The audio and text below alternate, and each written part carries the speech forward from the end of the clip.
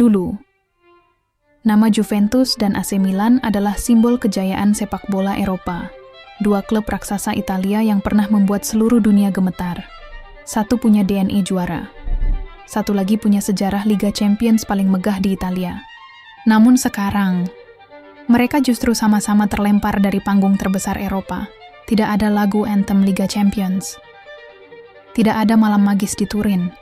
Tidak ada San Siro yang bergemuruh di bawah lampu Eropa. Yang tersisa hanyalah kekecewaan, amarah fans, dan pertanyaan besar.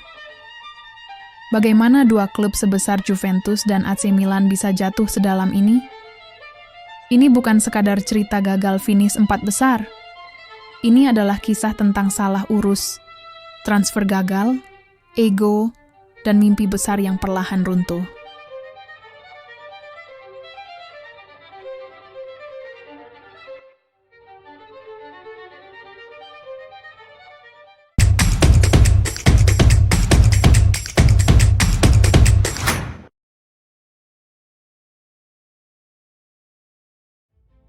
Musim ini seharusnya menjadi awal kebangkitan sepak bola Italia. Serie A mulai kembali dihormati. Klub-klub Italia kembali bersaing di Eropa. Atmosfer stadion hidup lagi, tapi di tengah harapan itu, dua nama besar justru tumbang bersamaan, terseok-seok di Liga. Juventus, klub dengan trofi Liga terbanyak dan paling kuat di Italia, dan AC Milan, klub dengan sejarah Liga Champions yang begitu sakral. Keduanya gagal mencapai target utama, lolos ke Liga Champions. Bagi klub kecil, mungkin ini hanya kegagalan biasa. Tapi bagi Juventus dan Milan, ini suatu bencana, karena tanpa Liga Champions, bukan hanya prestis yang hilang. Uang pemasukan menghilang. Pemain bintang mulai ragu bertahan. Sponsor mulai berpikir ulang untuk bekerja sama. Dan masa depan klub menjadi kabur. Lalu sebenarnya, apa yang terjadi?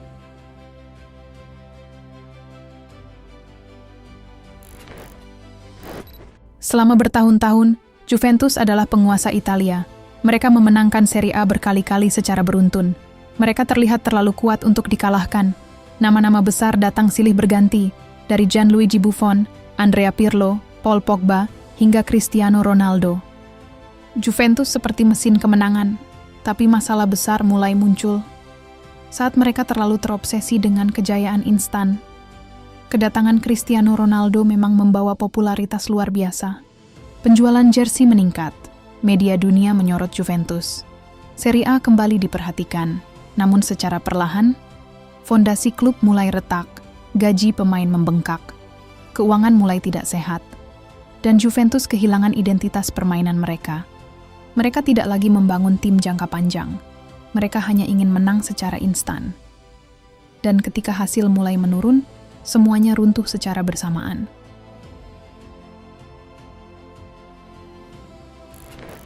Situasi Juventus semakin buruk ketika berbagai masalah finansial mulai terungkap. Klub terseret kasus administrasi dan masalah laporan keuangan. Fans mulai marah. Manajemen kehilangan kepercayaan. Tekanan datang dari segala arah, di lapangan. Performa tim juga jauh dari kata meyakinkan. Mereka tidak lagi menakutkan. Permainan Juventus terasa lambat, tidak kreatif, dan kehilangan karakter. Padahal dulu, Juventus dikenal sebagai tim dengan mental monster. Bahkan saat bermain buruk pun, mereka tetap tenang. Tapi kini, mereka bahkan kesulitan melawan tim papan tengah. Dan ketika persaingan Serie A semakin ketat, Juventus mulai tertinggal.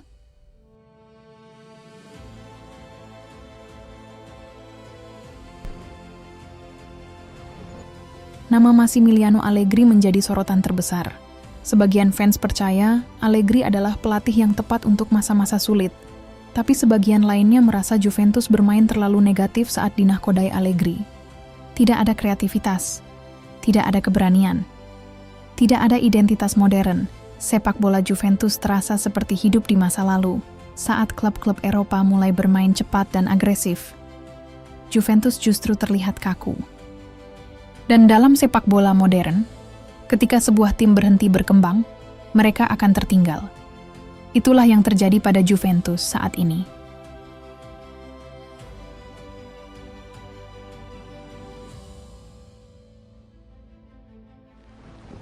Juventus sebenarnya masih punya pemain hebat.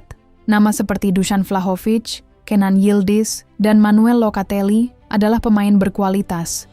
Tapi entah kenapa, mereka tidak pernah benar-benar berkembang maksimal.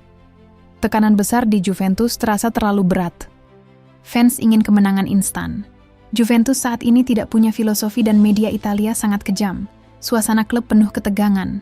Akibatnya, para pemain terlihat bermain tanpa kebebasan.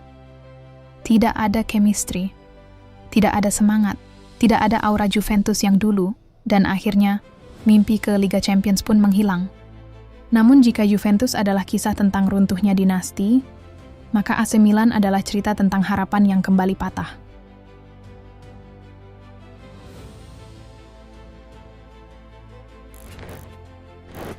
Beberapa tahun lalu, fans Milan mulai percaya, mereka melihat cahaya baru.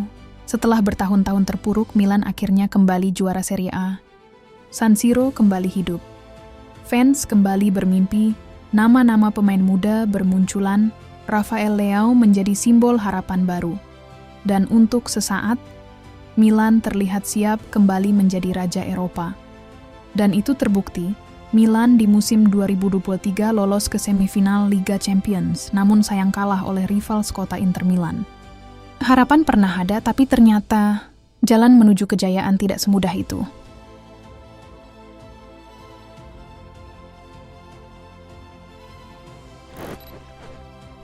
Salah satu masalah terbesar Milan adalah kedalaman tim.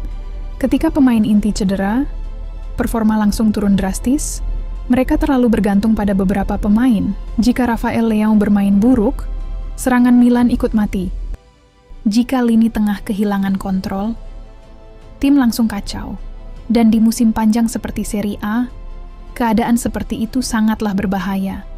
Klub-klub besar Eropa punya 2 atau 3 pemain hebat di setiap posisi, sedangkan Milan hanya diisi pemain-pemain biasa.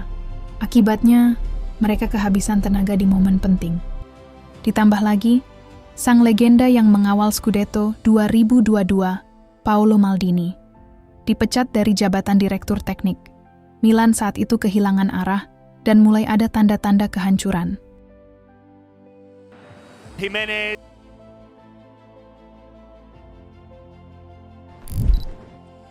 Menjadi pemain Milan bukan hal mudah, karena klub ini punya sejarah luar biasa. Milan pernah diperkuat legenda seperti Paolo Maldini, Kakak, Andriy Shevchenko, hingga Andrea Pirlo. Fans Milan terbiasa melihat kejayaan, terbuai dengan sejarah masa lalu. Jadi ketika tim tampil buruk, kritik datang sangat keras. Tekanan itu membuat banyak pemain kehilangan kepercayaan diri, dan ketika mental mulai runtuh, hasil buruk pun datang beruntun.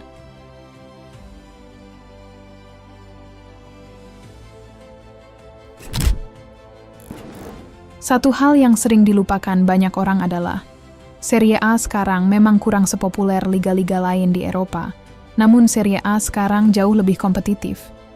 Dulu, Juventus hampir pasti juara. Sekarang, ada banyak tim kuat. Inter Milan tampil konsisten. Napoli pernah meledak luar biasa.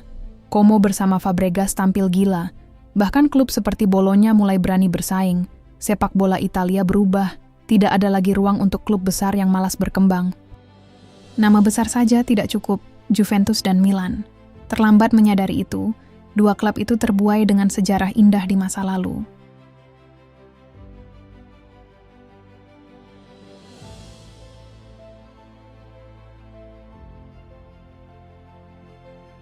Banyak orang berpikir gagal lolos Liga Champions hanya soal gengsi, padahal dampaknya jauh lebih besar. Tanpa Liga Champions, pendapatan klub turun drastis, transfer pemain menjadi sulit, gaji pemain andalan menjadi beban, dan pemain bintang mulai mempertimbangkan hengkang. Juventus dan Milan kini berada di persimpangan. Apakah mereka akan bangkit, atau justru semakin tenggelam? Karena sejarah sepak bola membuktikan, klub terbesar pun bisa hancur jika salah mengambil keputusan.